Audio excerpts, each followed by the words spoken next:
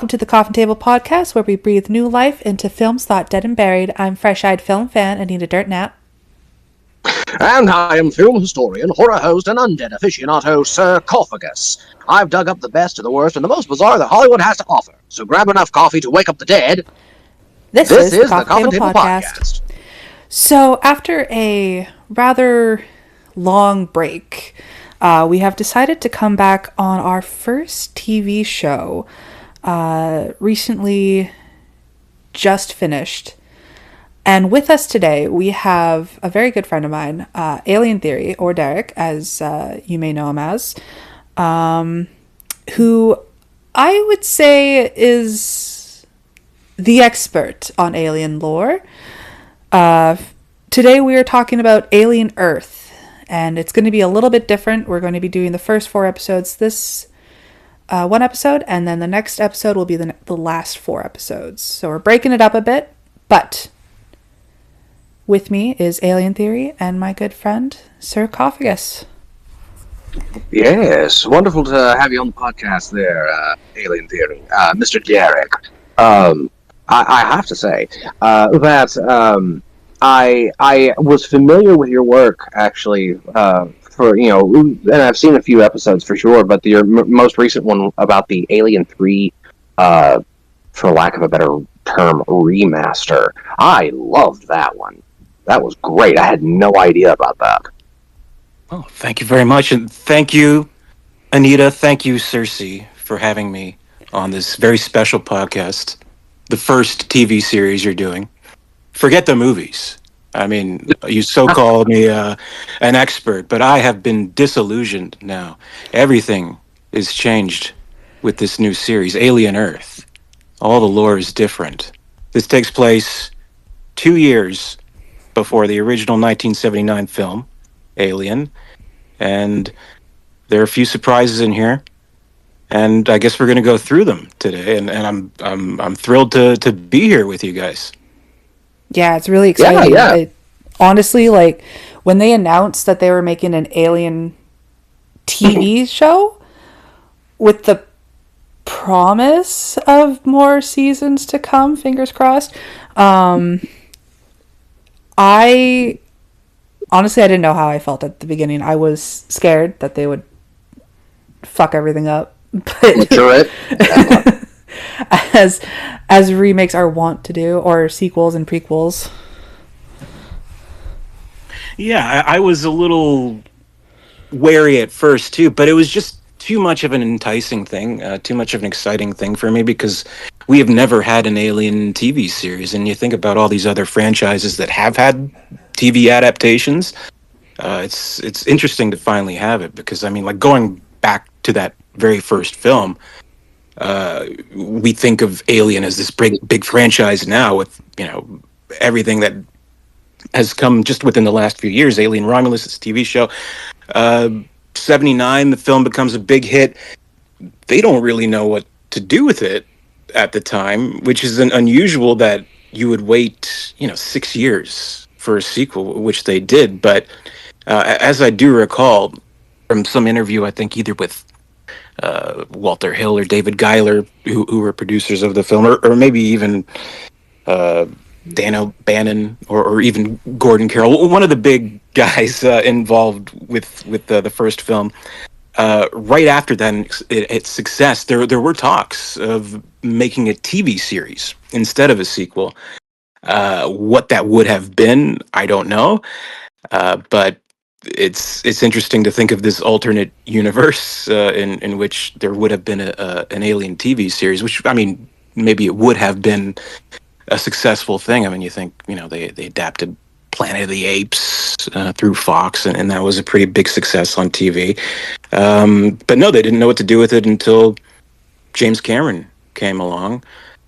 So we got to where we are now. But I mean, I guess alternate universe number 2, before getting into this show, I just want to say there would be an alternate universe somewhere where we would have had, like, this Saturday morning cartoon series of Alien back in the early 90s, Operation Aliens, kind of based around the Kenner toys, right? Where it'd be a serialized thing with the Oh Marines from wow! Aliens and Ripley.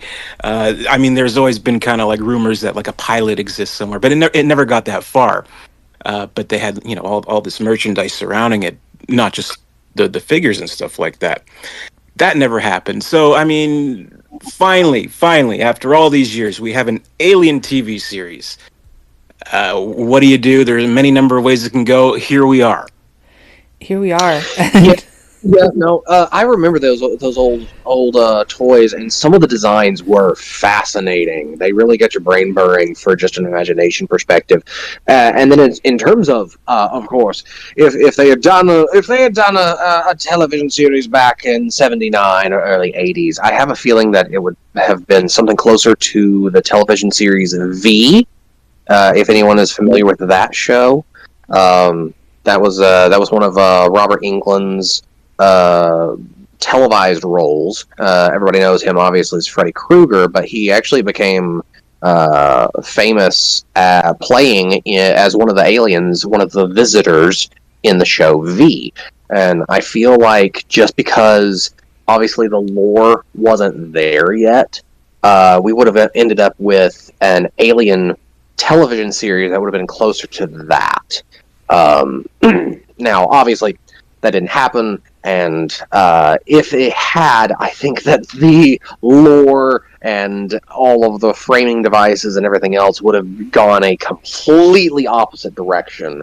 Honestly, it would be unrecognizable by today's standards, although we probably would have actually finally gotten Pam Grier into the Alien franchise. I don't know if y'all are familiar with that one, but I would have liked that.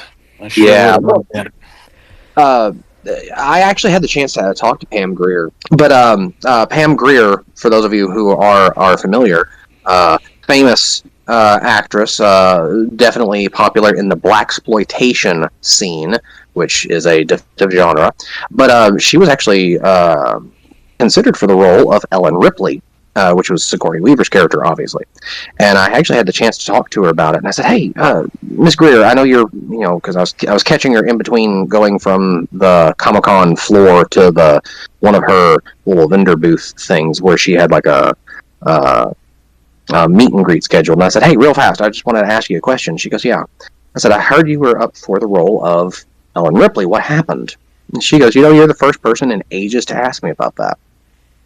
I said, "Well, okay, that's that. One, that's awesome. But what happened?" She goes, "I'll be honest, I was too tall." I said, "What?" And she says, "Yeah, no, seriously, I was too tall for the role. I would have been closer to eye level with the alien, and Sigourney was much shorter than I was, so it made the alien look bigger, and that's why I didn't get the role." It's hard to imagine someone taller than Sigourney Weaver.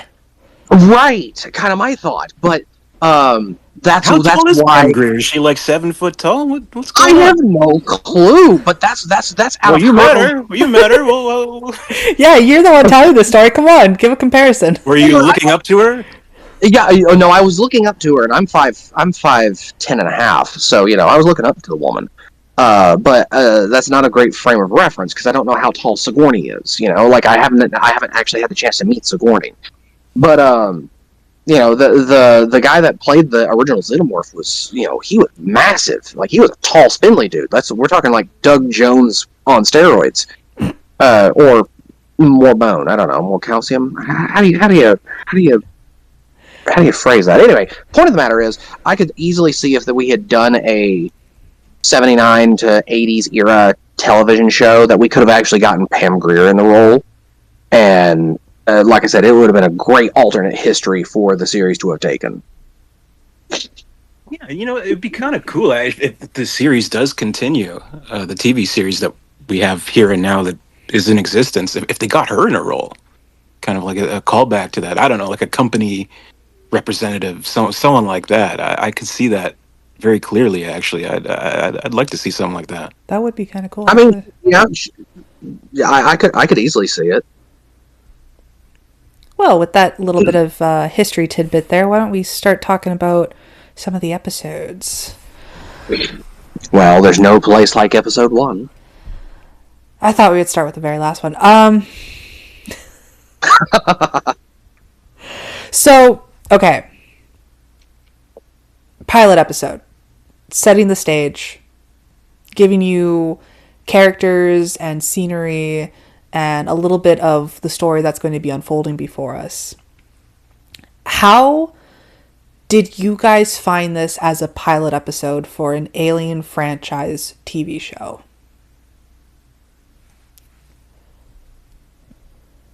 No, you first. Okay. I insist. I think they did fairly well. I think that we were given a strong cast of people right off the bat. You're instantly intrigued into what's happening on the ship. They don't show you anything except for small little scenes, little clips of what would ultimately be their demise. And it kind of just hooked me right at the beginning when it did that, because it's like, okay, well, obviously these people aren't meant to survive. What the hell happened? And it leaves you. It's what, yeah, it's what Voyage of the Demeter should have been. Yeah. But not only are we introduced to the crew of the spaceship, we are also introduced to the hybrids and the scientists and Neverland. And so you have these two stories happening side by side, but obviously a little bit apart from each other. And so many questions are being asked. Who are these people? What is this purpose? And it was just very interesting for a pilot episode to set this up as it was, and then just be like, okay, that's all you get. You get this little snippet of what's coming, and you gotta wait for the next episode. Yeah, it's very concentrated as a pilot. I can't think of any other in recent television history where we've had so much setup in just one episode. Like all the pieces are kind of put into place, and it is an interesting thing, having now seen the whole series and looking back on that first episode and how certain things relate from where we started to where we eventually ended up at the end of the season. But it's all information. Now, may recall when it premiered back in August, their decision, which I think was a very smart one on their part, was let's premiere the first two episodes, which I think was the right move because one, it kind of made it feel like a big special event, like big 2 hour kind of Alien Earth introduction. But there's so much kind of being set up and introduced that it's hard to kind of judge it just based on its own quality. Though there's good stuff within this pilot, but you kind of need that second episode to kind of get to the action and things like that. Like when I overview this whole series and I kind of think to myself, well, which episodes do I like the best? I have to wonder to myself, where would I rank this pilot episode? And I have no idea.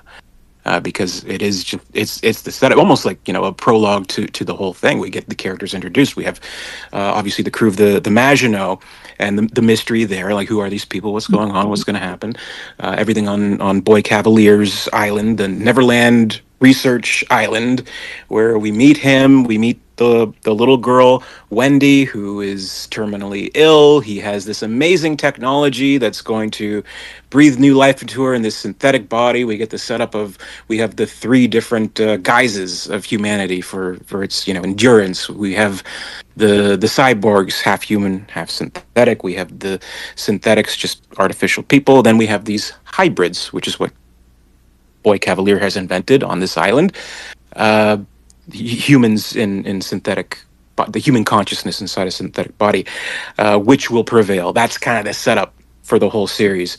So we have all of that, and by the time the episode even ends and we hear Black Sabbath playing, you're like, wow, this felt like 5 minutes almost. So I thought that was a good move. Put the two episodes together. So in my memory, I almost kind of fuse the first two together. I don't know if it's the same for you guys, but that's kind of how it works for me. Yeah, no, I agree. It did feel when it originally dropped, it did feel like an event. You know, the 2 hour premiere event of Alien Earth. You know, that kind of a vibe. Um, I will agree with you though. There's a lot to digest in that first episode. A whole lot to digest, and it did feel like they gave you a lot of information, but it flew by. It really did. Yeah, it felt like they're what an hour and some odd change each, and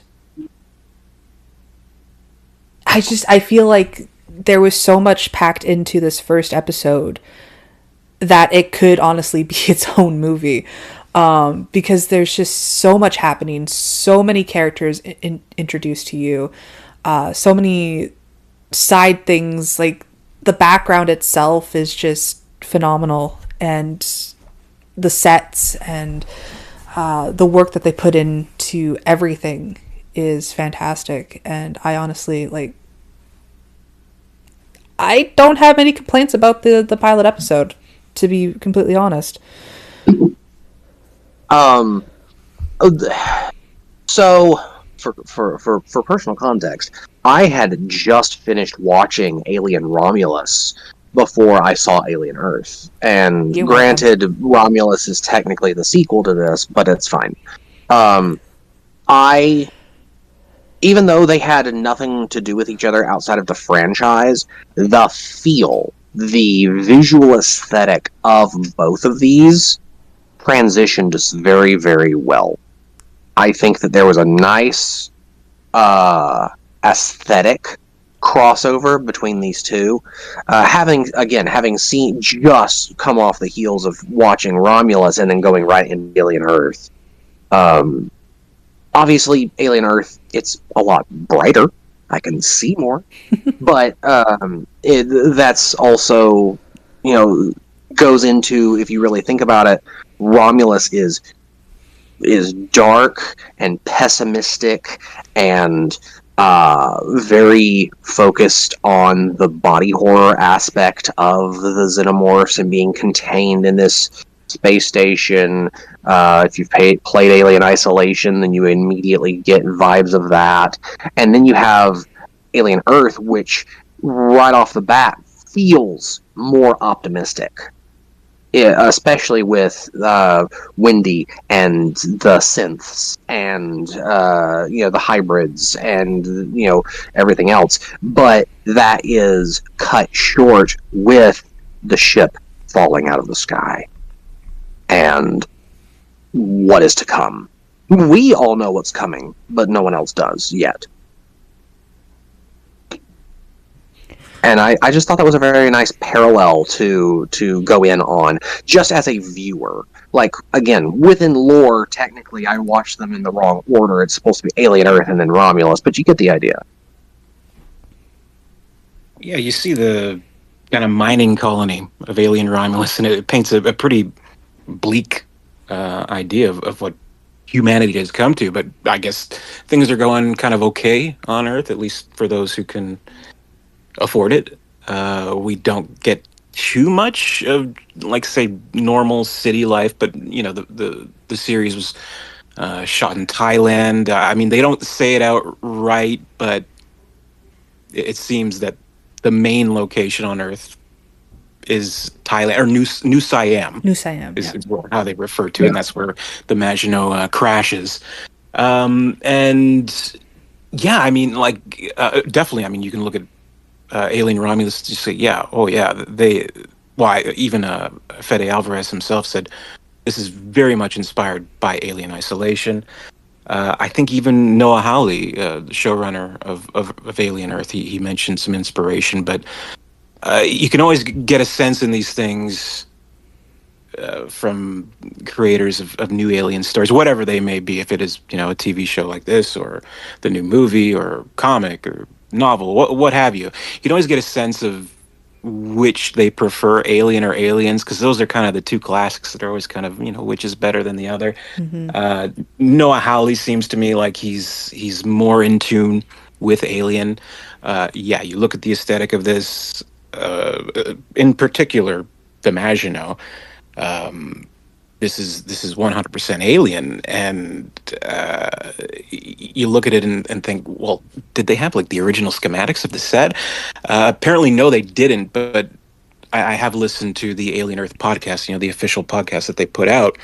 They had the production designer. I apologize, I don't have his name, but a very talented fella who just scanned every image of the film that he could to replicate that set, and the result is astonishing. I mean, it really looks like Alien, and I think that's an important thing to open up with this pilot. And there is, as you said, a little bit more of an optimism, though. I mean, it may be a deceptive optimism where we can kind of think, oh, well, life is continuing. We have Wendy, of course. We have the other kids. We're doing the whole Peter Pan thing. I mean, I don't know if we can get into that, but that's a whole other can of worms. But we have Yeah. Wendy and the Lost Boys. Smee, Slightly, Nibs, Toodles, and Curly. The gang's all there. We have kind of their mentor, therapist almost, in Dame Sylvia, and Kirsch, kind of the synthetic leader. Timothy Olyphant, who's, I mean, for me, he's the highlight Oh, of the show. He's he, great. yeah. Well, and hilariously, ever since Timothy Olyphant appeared on screens, period, all I could think of is you could play Bill Paxton easy, and he wound up popping up in the same franchise, which made it kind of even better for me personally. What was it? Justified. He did kind of the rogue cowboy kind of dude. Yeah. In Currently fact, devouring that show. Yeah, no, and then of course, Hitman. That was how do I phrase that film? Masterpiece. It You have no other choice. it was a delight, depending on which version you watch. But no, yeah. So yeah, Timothy Olyphant was definitely one of the highlights. If nothing else, then the pauses where you could see the gears turning in his head, and you're wondering what connections he's making that we are not.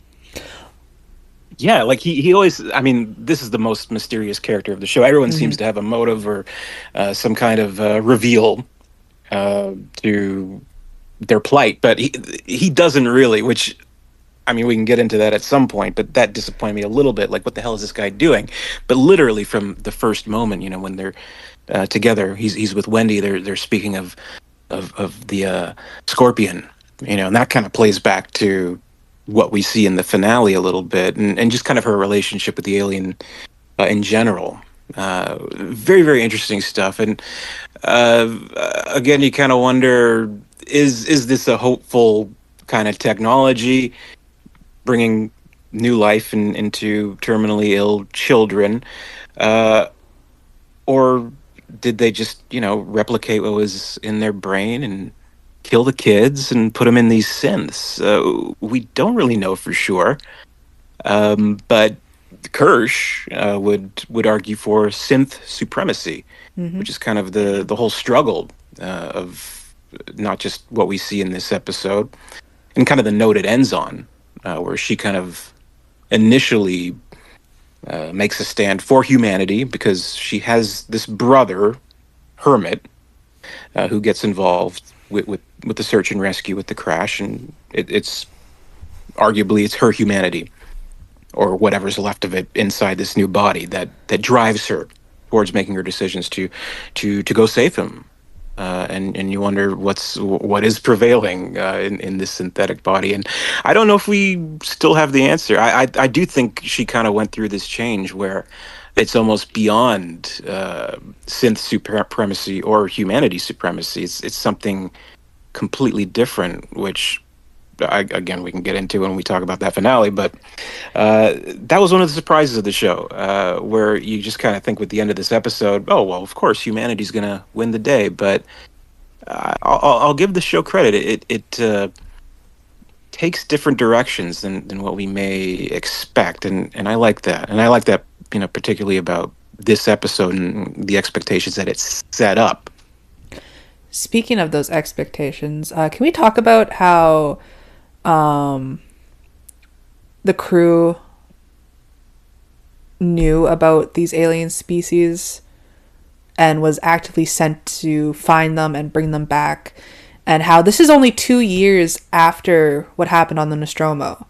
So No, it's before. It's before. is it before? I thought it was after. It's before. Oh. It's before. See, disillusioned, aren't you? Uh-huh. No, I thought this was after that. This is a prequel. Oh yeah. So that just makes it worse. Yeah. Because my whole thing was that why were they in the know? I don't know how much they were in the know. I mean, the crew themselves, but Utani seems to definitely be in the know of something. So I wonder how much they would connect it possibly to Prometheus and Alien Covenant in the future. Yeah. But we don't know. We may never know where all these creatures came from. Doubtful to me that it would be from the same planet. So they probably did a few bit of hopping around. This is a 65-year mission that they're on, after all. Collecting all these, not just the xenomorph. You have the eyeball creature, the ticks, and The flies, and God only knows what else they had in there. The Venus flytrap starfish thing. Oh, this lovely array of 50s B-movie sci-fis brought to polished television in 2025, which is kind of cool. But whatever this mission was, I mean, Utani wants them for some reason or another, probably for bioweapons division, as we do end up suspecting in Alien. But yeah, how much the crew knew themselves, I don't know. I mean, we have that little speech from the doctor in episode 5, I think, where he's like, well, that just proves how stupid smart people are. Well, you create all this technology and you just bring it back to Earth. Bring these terrible monsters back to Earth with it, like the hubris of man. Yeah. Says it all. And I mean, even in the first episode, Morrow, because the engineer wanted to just get rid of what he called the zoo of the aliens that they had collected, Morrow had said that the specimens were the mission. So that leads me to believe that they knew something. They might not have known what Utani wanted with them, but they knew what they were after. Well, go a step further too. They confirmed that they lost crew doing this. They lost crew hunting these creatures down, and that it is clearly capture, not kill. That's why we got introduced to the taser gun. That's why we got introduced to all of this new tech that we're not familiar with. It's because it's designed to disable the creatures, not kill them. And so I suspect that Utani did know. I think Morrow, however you want to pronounce his name, I think that he knew to an extent, and then his life became the mission, and so he just threw himself into it. That's why he seems monomaniacal in his pursuit of capturing and studying the aliens. All of them. But specifically, he's obviously invested in the xenomorph. As we all are. as we I all mean, it's are. still the star of the show to me, though that the image it kind of stole the show for a lot of people. But it is interesting to think about. You know, as you mentioned, there's a reference to losing a lot of good people on this mission, and you wonder if there had been more than what they have with them. I like that kind of in the middle of the series or the season itself. They go to this kind of flashback on the Maginot, see what kind of went wrong. But it would be very interesting to see them go towards a little bit, see let's see a mission that went wrong somehow, or how they collected these creatures. There could be, twice as many that they tried to get but just couldn't because it killed everybody or something like that. But could there be Yeah. something more deadly and unattainable than the xenomorph? I don't know. Well, and obviously the series, the franchise as a whole is trying to do a factory reset on the Alien versus Predator aesthetic. The rumor weed is saying that we are building up for another round of Alien versus Predator films, and the newest Predator film, Badlands. The entire premise is that this is a creature that is more deadly than a xenomorph. Oh yes. And so that's why Weyland Yutani makes an appearance in the film. Again, this is going solely off the trailer, so I technically haven't spoiled anything. But the premise behind the film is that the Weyland Yutani is after this thing, the Predator is after this thing, and they are both after it because it is supposed to be more dangerous than a xenomorph. And it's massive, which really gets the gears turning. I look forward to that. Will this air before Predator Badlands? This podcast, When's it dropping again? or after? I think it's going to be before. I don't remember when Badlands drops, I'll be honest. Yeah. It's the 9th. So if this drops before the 9th, I look forward to it. If after, I loved it. Amazing. That's showbiz. Yeah. Little showbiz trick there. Yeah, no, it's fascinating to see, like, because with the original movies, we had never really been introduced to much else outside of the xenomorphs. Mm-hmm. Now that we are getting a sense that this is a lot bigger than we had originally thought. There's other specimens out there that they want. There's other experiments they want to conduct and things like that. I'm really interested in seeing on where they take this with Weyland Yutani. It's also really fascinating just to have Weyland Yutani, which has been so instrumental throughout the entire franchise, be kind of sidelined the entire season. Yeah, we've been focusing on Prodigy for the majority of it, with little snippets of Weyland, or Yutani anyways, here and there. Okay, well, let's jump episode 2. We've kind of talked about lore as much as we have episode 1, but episode 2, when they are actually at the crash site, what were y'all's expectations on how this series was going to play out, given episode 1, and then, of course, we got into episode 2 good and proper and started learning more about what was going on. The aliens had all broke loose, etc. Like, what were your initial thoughts about how this series was going to go down from there?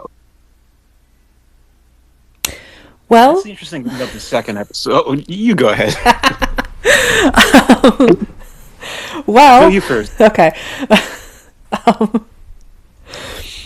For me, I was expecting a total bloodbath. Like, this was going to be the specimens got out, nobody was prepared for what was on that ship, and there'd be basically a contamination breach of the entire city.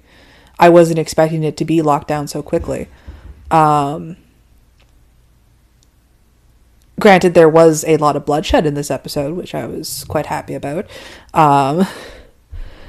But no, I had the idea that this was going to go a completely different way. I always imagined that it would, like I said, like there'd be this huge contamination, Jesus, containment breach of these specimens, and Earth isn't prepared for it. That's kind of where I was headed down. Derek. I did kind of have a suspicion, though, that they wouldn't open the floodgates too much, it being a prequel and all. So I kind of knew there would be containment to some extent. But it's hard to kind of reflect on what my expectations may have been at the time compared to what I know now. Because, I mean, there's so much mystery to it that is so obvious now. I mean, they're doing the kind of patented Alien thing where you have the soldiers going into the wreckage and flashlights on, dark corridors, seeing the dead bodies, but now knowing what has occurred, you're like, oh, there's that guy. So I always had ideas of what may have happened, but not entirely sure. But it is interesting how, in looking at it as a whole, it does kind of follow at least a skeletal kind of trajectory that something like Alien or even Aliens does, where you have the crashed ship. They go to the crashed ship. They get something. They bring it back, and then when they bring it back, bad things happen in the environment in which it was brought. So I mean, it's very broad, but it's still the same idea, just on a larger 8-hour television scale. I had no idea how long we may be at this crash site, though. Honestly, I could have in the crash site, in the building where the alien leaks out into. I could have gone. I could have gone 3 episodes for that. I loved it. This may actually be my favorite episode of the 8.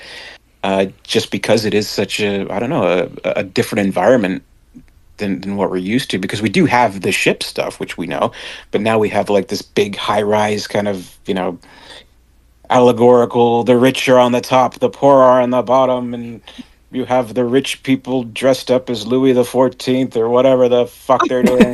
Can you swear on this podcast? Yes. Thank fuck. Okay. But you have that, and you have the massacre, and I love that so much. I loved seeing the alien go wild, and I thought that, if they're not going to have them spill into the streets, then sure, have them in the building a little bit. There could have been, an episode for each floor, something different on each floor. I would have loved that very much.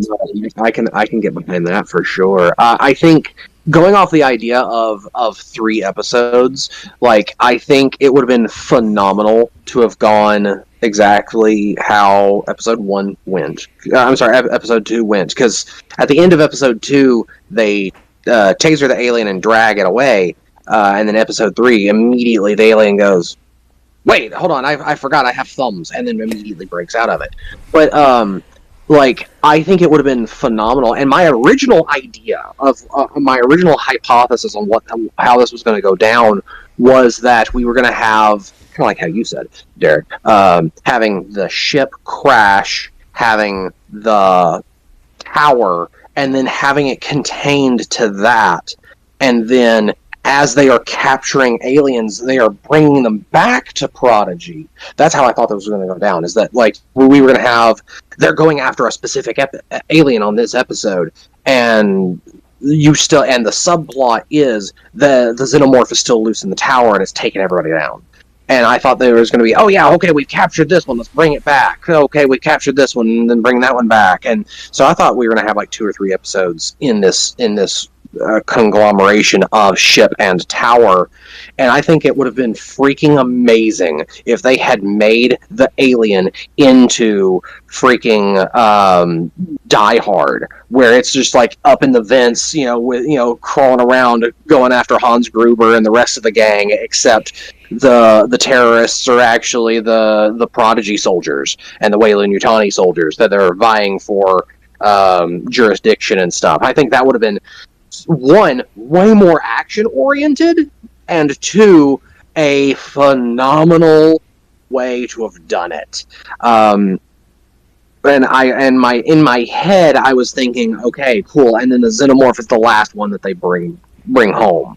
That's basically exactly what happened, but you get the gist. I think they would have gotten the eggs, and then okay, cool, we killed it, and the Xenomorph is actually alive in the sewers somewhere or something like that, and trying to track down the eggs or whatnot. There was my imagination clearly outpaces the budget of this television show, because ultimately that's exactly what it is. It's a television show. So what I would like to happen versus what they actually had the practicality and funds to do, I understand a lot more of the decision making. But man, coulda, shoulda, woulda. Yeah, but that's the beauty of a TV show, is that unlike a movie where you have a set amount of time that you have to stuff everything into it, you can play around with pacing and what story point to put where and things like that at a more leisurely pace. Like an hour an episode, 8 hours of a runtime, you get more out of it. So budget or not, episode. No, I get you. I definitely understand. But that's just where my brain went with it. I will say there are, and this is a logistics thing. This is getting into the biology and the lore, etc. There were a couple of times where the Xenomorph was stupid in this episode. Like, what it was doing did not make sense to me. Because the Xenomorph is very intelligent, but it is ultimately a killing machine, especially if it does not have a queen to give it orders. And we know this just from the original 4 films. And to a lesser extent the 5th, if you include AVP. Romulus obviously was a bit of an oddball choice, just because we saw the establishment of a hive, but we did not see a queen. We didn't see any of the royal guards. We didn't see any of that kind of stuff. So that one's kind of dubious. But within the original 4 films, we know that a rogue xenomorph is deadlier than a horde, because they just kill.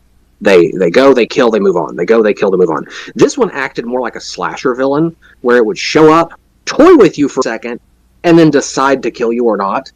And it felt a little odd. Some people had plot armor just for the sake of, we put you in a room with this thing, it'll look great for the trailer.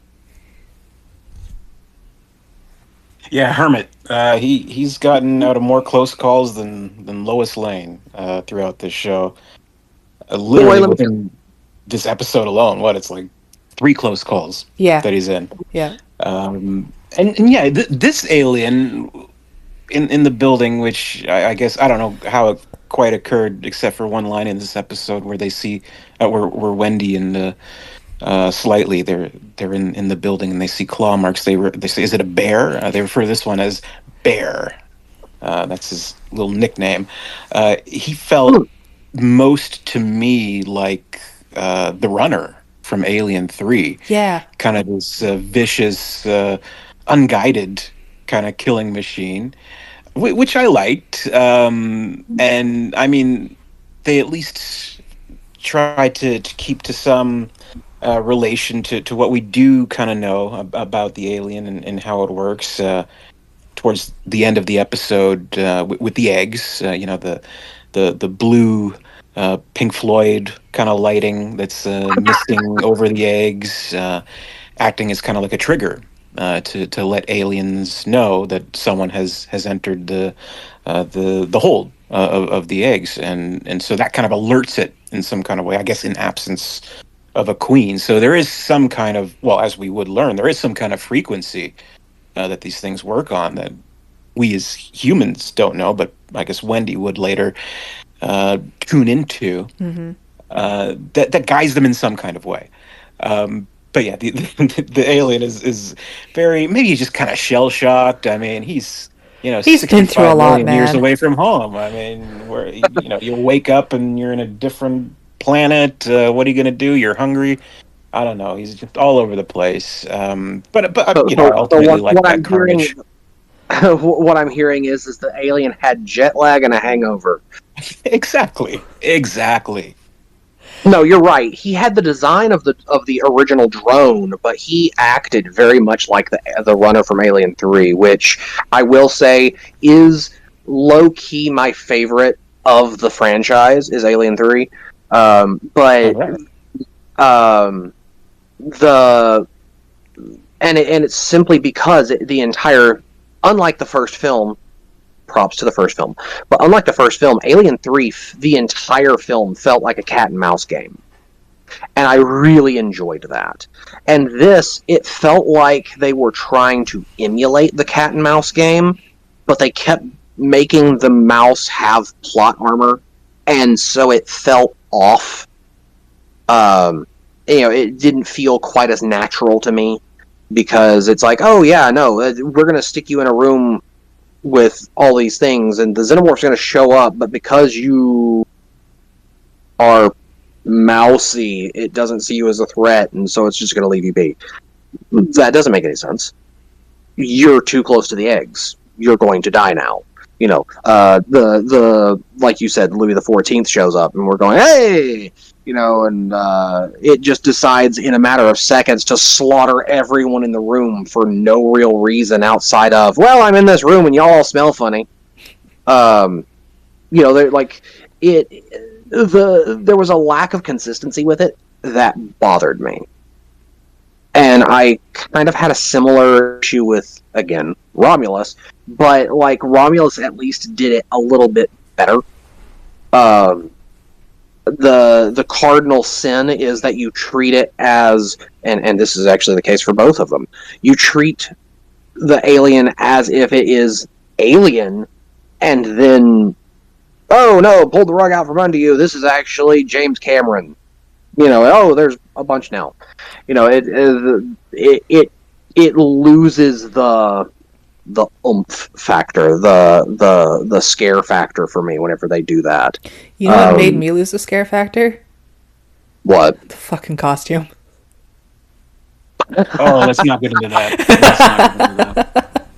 I had a few issues with We've the gone costume. so far. We've gone so far without mentioning the costume. This is hitting a nerve with me. That's why I brought it Come up. on. The costume, I am willing to forgive the costume until I remember that we're in the year 2025. Yeah. I mean, Like, so much effort has been put into hiding the costume in that original film. Yeah. Like Alien Romulus, it was the perfect kind of mix, I felt, of animatronics, costumes, and CGI, which they pulled off. Maybe not perfect. Let's not say perfect, but a job well done. Academy Award nomination, visual effects. Good job, boys. This one, it felt, let's see what we can get away with, and we'll just take the complaints as they come. And I have plenty of complaints about that. There are so many shots that are awkwardly placed because they are trying to hide the ridiculous butt wiggle physics on this suit. There are so many awkward shots because they are clearly trying to get as much of the alien on screen as they can, but they can't shoot anything from below the the rib cage, because then you just see, the guy just sitting there on all fours, wiggle giggling like a freaking kaiju suit monster. Um, uh, and for Pete's sake, come on, guys. Fox is owned by Disney. Fox just put out Romulus. Go get the suit. It's just next door. Really, there's a good 6 months before those start to deteriorate, I would say. Exactly. Like, I feel there's no excuse for it. I mean, either just don't show it, do the Jaws thing if you have to. Mm-hmm. But don't. We're smarter as audiences than this. We won't accept this. I don't accept this. And I'll say that there's some parts that look fine. They're okay, whatever. And nothing against the performer, who I think does a very good job. But the stuff in the suit just bothered me to no end. Yeah. And whatever. I mean, I can go on about that forever. But Yeah, no, I mean, we're. Unfortunately, I'm in the same boat as you are about it. I don't fault the actor at all. I fault I fault the camera operator. I fault the director. I think that the biggest sin, like you said, in the original film, they hid that suit so well, so many times. Oh, Cut perfect. to Aliens. In Aliens, they actually do not show the xenomorphs that frequently, because 90% of the time they're hidden in the wall. It works because your eye is sitting there going, okay, well, seizure warning, there's a strobe light going off, and I'm having trouble seeing them. It worked so much better. Alien 3, granted the CGI sucked, but the animatronics were the best, some of the best in the series.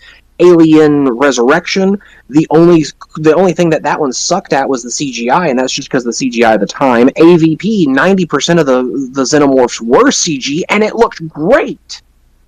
And then you cut to Prometheus. Granted, the Deacon is a thing, but like that one, what did they do? They actually didn't show the alien all that much in that one. And then we had Romulus, which, like you said, that was a perfect situation where they hid as much as possible until the shot required more, and then they CG'd him, and it worked so much better. Now, there were definitely issues with that rod puppet in Alien 3. Not CG. But I don't know if it's that I grew up with the movie and I have rose-tinted glasses for it, but I thought the compositing of the effects were fine there, because I know I'm looking at a visual effect in a way. But when I know I'm looking at a guy in a suit, it's a whole different thing. I don't know. But again, to the performer's credit, good job. This alien has a personality, Yeah. all on its own, which I liked. And I mean, it was actually a little disappointing that it was killed at the beginning of episode 3, and I felt a little sad that we won't be spending more time with this alien. Which agree. I mean, it's part of. It didn't happen by accident. Let's say. I mean, it's part of the design of this show. Which I mean, I'll have to give credit as we're still talking about this second episode of the characterization within this show, because you have so much to balance here: the world building and world changing, arguably the lore and all that, and setting up the new stuff and setting up all these plot points. But you do kind of, if you haven't in the first episode, then certainly in this second episode, you do kind of stop and think to yourself, well, how much do I like these characters? How much am I invested in these characters? Is this boy Cavalier, this trillionaire genius, is he a formidable villain?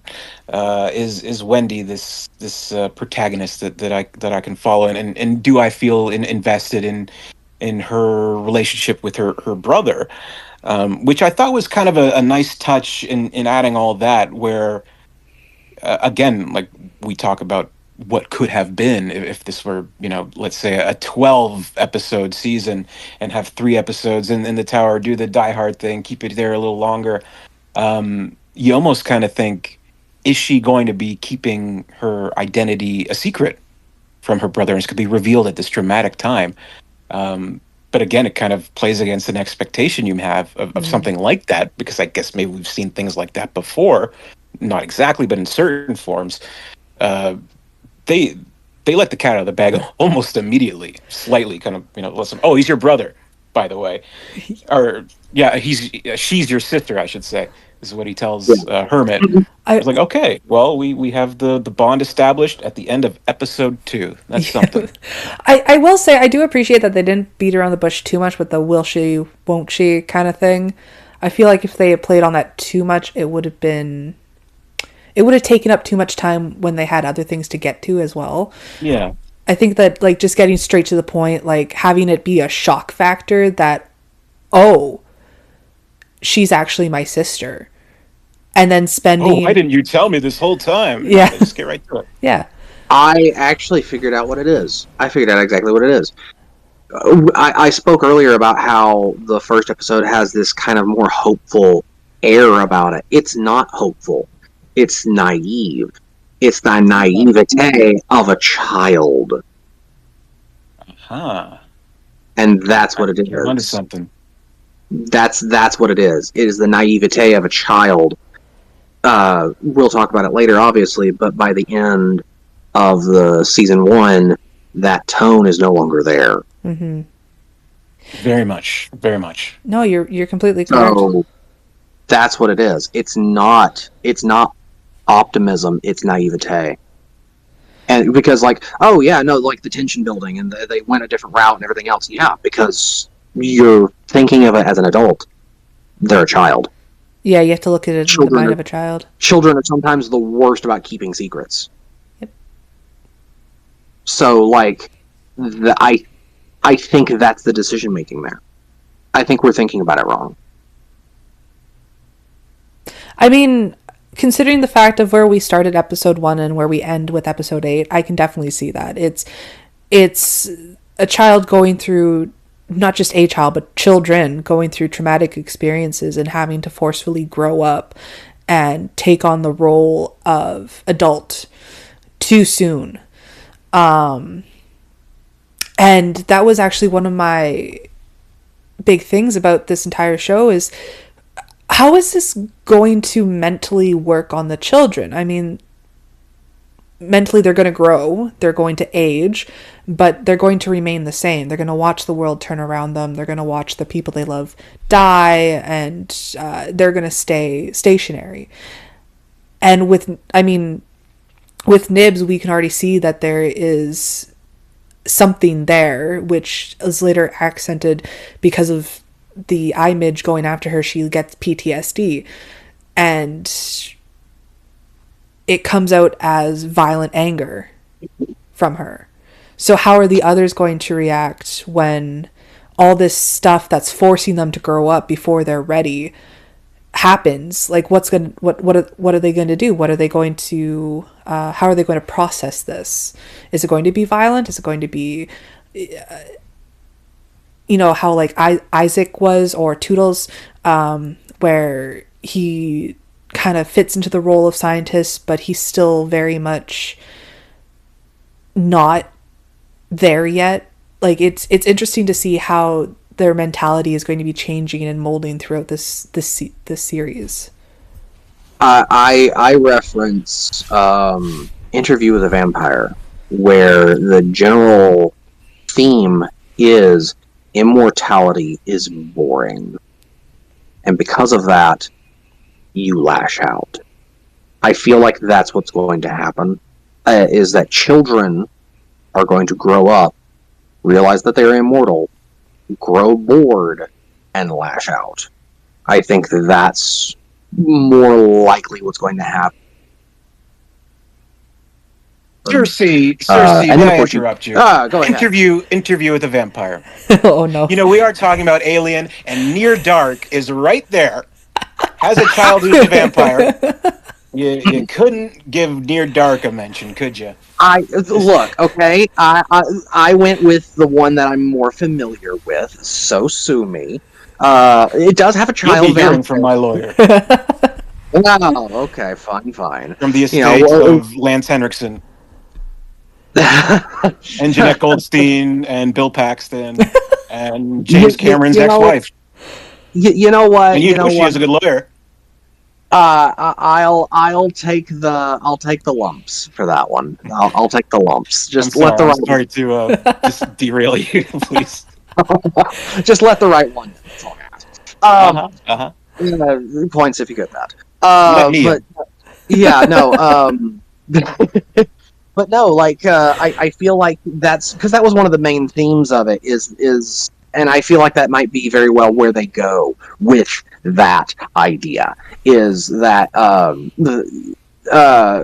is that immortality is boring and so you lash out. Couple that with Mr. Rogers' quote, which is when dealing with children, remember what it was like to be a child. And I think those two ideas are going to manifest separately in the Lost Boys as a whole.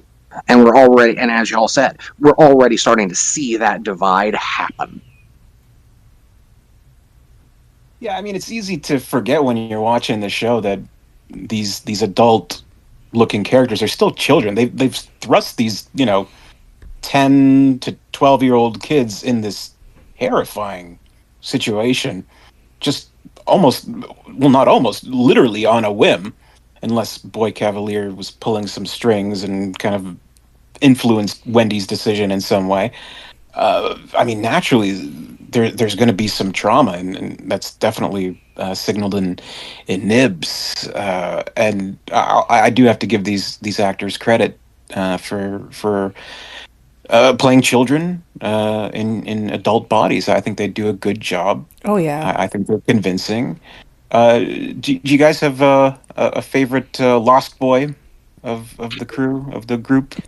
Well, definitely okay, so Toodles. before we get into that, hold on. Before we get into that, I do have one issue, and that is actually not the Lost Boys themselves. It's how they are introduced, and I mean that as in, hey, your dead name is now your dead name, and you're this character.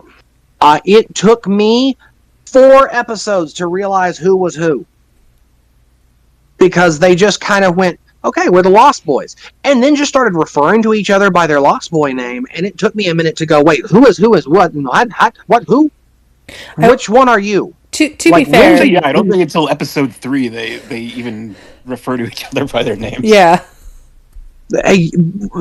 fair, but like you get what I'm saying. It's like Yeah. it took me a lot longer than it should have to make the connection on who is who, and I blame it on the fact that we were not introduced to their names properly. Wendy is the Mhm. only one that I actually remember, and obviously Toodles, but like Toodles for later. But like whenever we were originally introduced to them as their new name, Wendy was the first one that I went, "Oh, you're Wendy. Okay, cool. I can done." The others, they were gifted to us and then not given assigned names properly in a way that made me go, okay, you're this one. Oh, okay, you're this one. Until much later, like an episode or two after that, that's whenever I went, oh, okay, now I'm connecting dots. Okay, I got you all. That's one of my biggest gripes about it. Otherwise, I actually really do enjoy the characters. Now, we can reverse track and go with favorite Lost Boys. So, Toodles. Anita, darling, take us away. No, Toodles is I love his character. I love how curious he is about everything. Like he's trying to follow in Kirsch's footsteps and be a scientist, and he wants to learn everything. And on the ship when Curly says it's a monster, we should destroy it. Toodles is the first one that says scientists don't destroy. Like instantly, like even from before the transition, he was saying that he wanted to be a scientist when he grew up. And so I think it's just interesting and fun to see him kind of step into this role and live his dream. He deserved better. Scientists don't destroy. And what did Kirsch say killed him? No, Curly said killed him. No, what did Kirsch say killed him when he died? Do you remember? Oh shit! No, I don't. He said, Science. "What killed him?" Science. Science. Oh, terrible! What a Yep. terrible fate. Yep. Oh I boy. know. I was so upset. Let's be honest though. Science is not what killed the man. What killed the poor boy was lack of common sense. Yeah, Like, bro, really? I. Justice Oh, for we It's can another Toodles. situation of we can character get to that. assassination. We can definitely get to that. We My will. favorite Lost Boy is Nibs. I'll put that out there. I thought her character plot was the most interesting to me, having the trauma and having the very odd, you know, delusion, if you want to call it that, of immaculate conception. And I just thought, the actress Lily Newmark did an incredible job. Mm-hmm. Both, you do pity her in a way, or let's say sympathize with her, but you fear her too. You wonder, like, is she gonna just kill Dame Sylvia at any moment? And there are points where she does brutally kill people later on. So yeah, she would be my favorite. I have to agree, but only from the perspective of out of out of the main Lost or out of the Lost Boys, aside from Wendy, she had an actual character arc that the whole point of her character arc was character assassination. They tried to erase her, Mm. and that resulted in her becoming more or less sociopathic. And I loved it. It was so great. Like the you know had this child grown up and hit and like actually hit adulthood, she would be the crazy anime yandere girlfriend that everyone warns you about kind of thing. Like that's the kind of vibe that she was giving off because of the trauma response. I thought it was fascinating because, in all fairness, okay, like we'll spoil stuff later, but like in all fairness, I thought that her character arc was going to result in one of two outcomes: her being the first to take a life, or the first to actually die. And ironically enough, I don't think it was either. I don't think she actually got either of those. Like, I obviously she didn't die, but like, I don't even think she got the first technical kill. No, I think that would have to go to Wendy. Yeah. So, I am fascinated to see where she goes, but in terms of first impressions, she was the first one that actually fascinated me. And I want to see where this goes. Give me more of her. So, yeah, no, I gotta go with her. Yeah. Good choices. Good choices. Shout out to the actors and actresses who played the Lost Boys. I mean, that cannot have been Yeah, easy. and the little bits of characterization that they do to remind you that they're still children. Yeah. Yeah, from what Like, I heard, they did like workshops where they had to like do these exercises to get in the mindset of a child, which is, I guess, hard to do in adulthood. I mean, how do you think like a yeah, child? And how do you act like a child? They pulled it off. like the body language works really well. Mm-hmm. The casual, just kind of like hop around, just on a whim. It's ADHD coded, yes, but it's also stuff that I have seen children do like 1,000 times. They'll just kind of go boingy boingy boingy boingy and done, and then they start walking again, and then something else will happen. Like that is so child coded. As an adult, it's just ADHD coded, but you get what I'm saying. Like I think they did a very good job.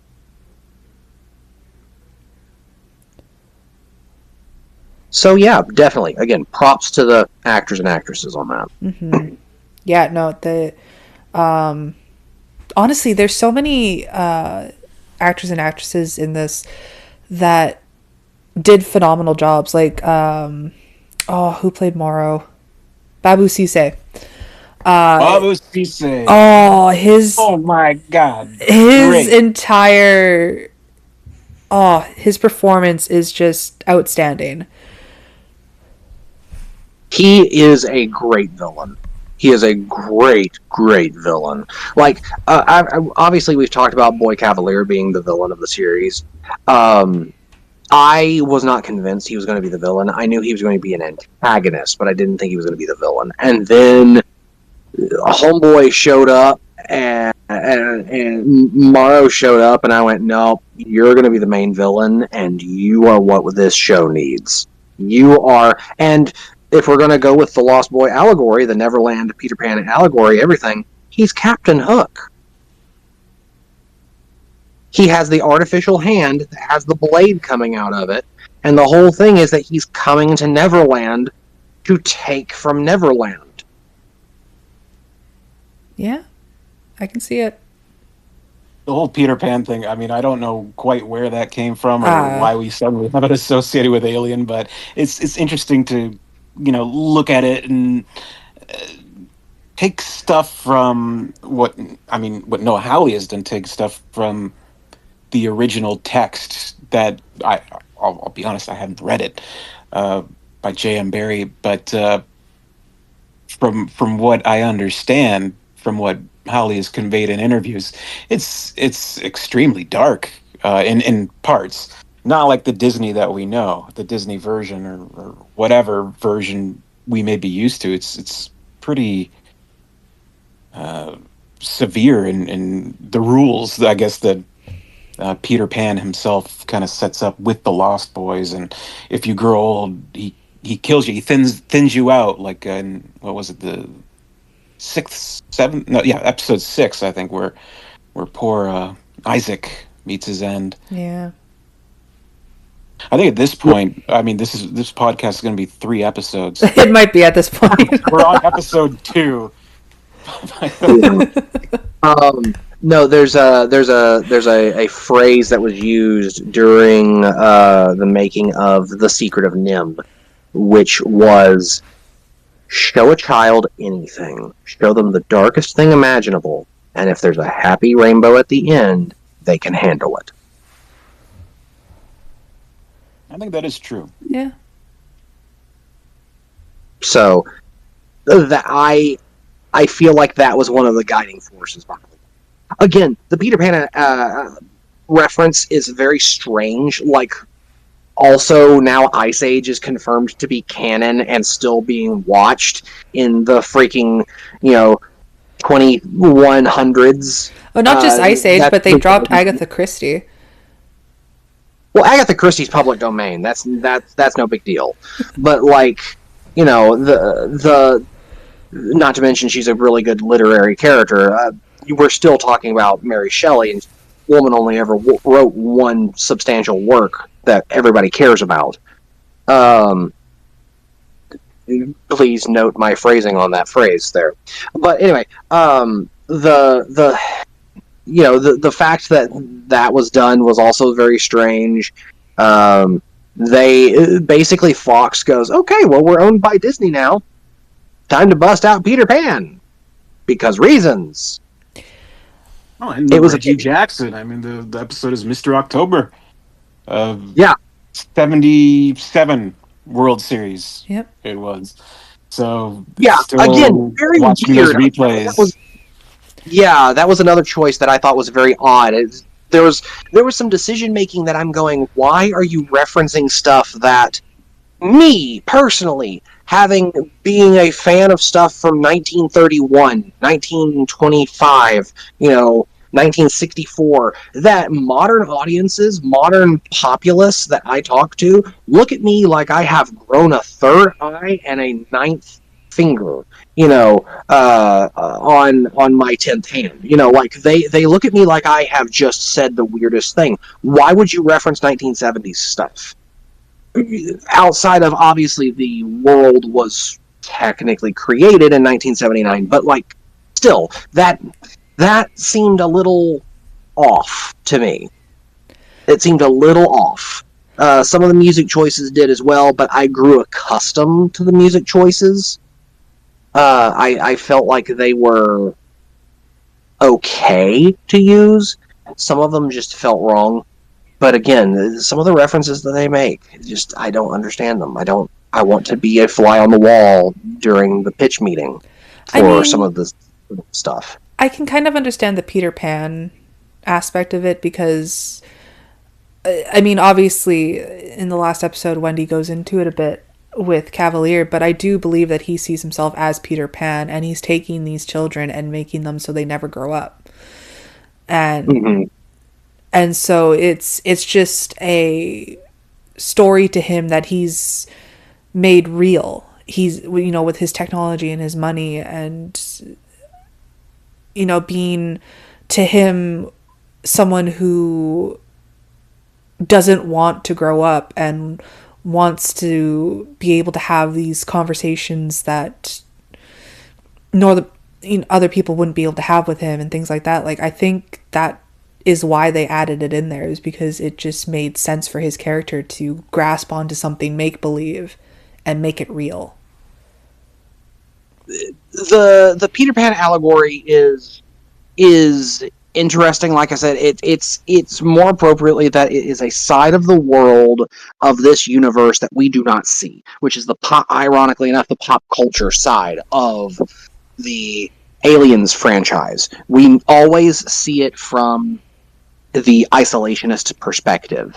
We never actually see it from the, oh no, we're in the living, breathing world, and we are actually on Earth. The references to 1970s baseball makes no sense to me. The references to 1950s Disney doesn't make any sense to me, because by this point, no one cares about the Disney animated Peter Pan film. But no one cares about Ice Age. But are they referencing the Disney Peter Pan, because he's reading from the book? Yes, but every time they show Peter Pan, it's the Disney animated film. Whenever Boy Cavalier goes, you want to see some magic, he snaps his fingers, and the Disney animated film appears, and it's the scene of Peter Pan and Wendy and John and Michael all flying across the bedroom.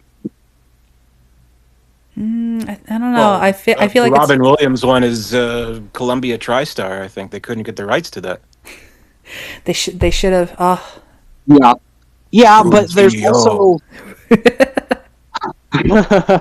yes, but like there, you could have just as easily gone with there was the silent film version. You could have honestly just created your own real quick 5-second swords fight using some ramshackle costumes and called it a film that exists within this universe. You just decided to because you had access to it. Like, why?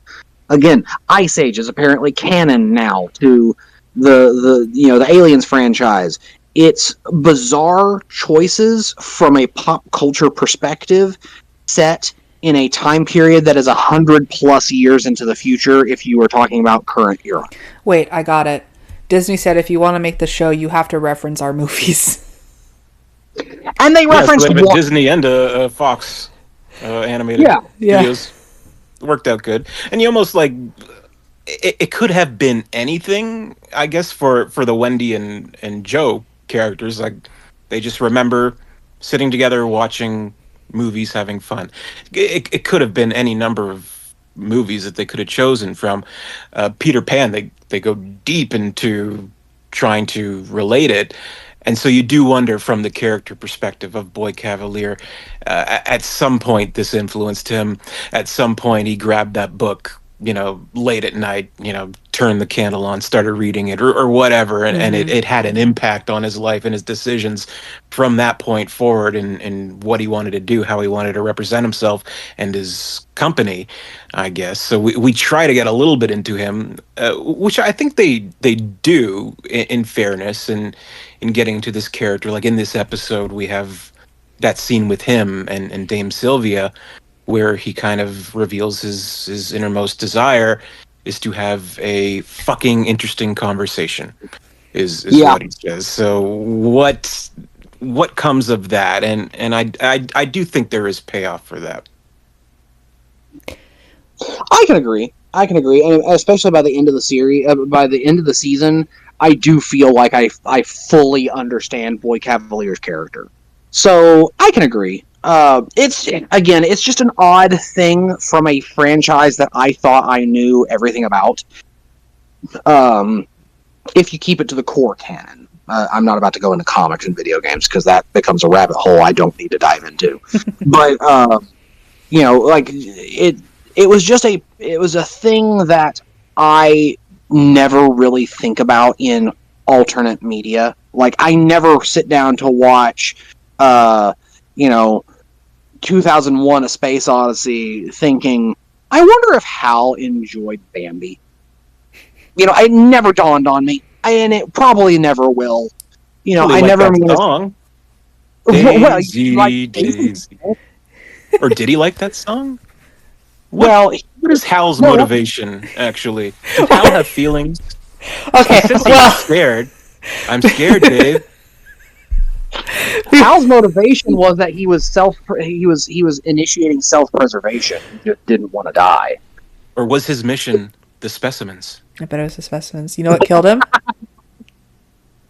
Science.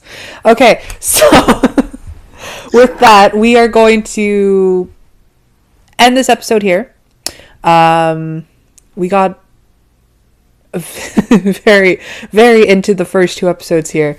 So if that's if that's an indicator for how the rest of this is going to go, that's great. Sarcophagus, if you will. Yes, well, I suppose. That will wrap it up for this episode of the Coffin Table Podcast. If you enjoyed our deep dive into the dark, be sure to rate, review, and share.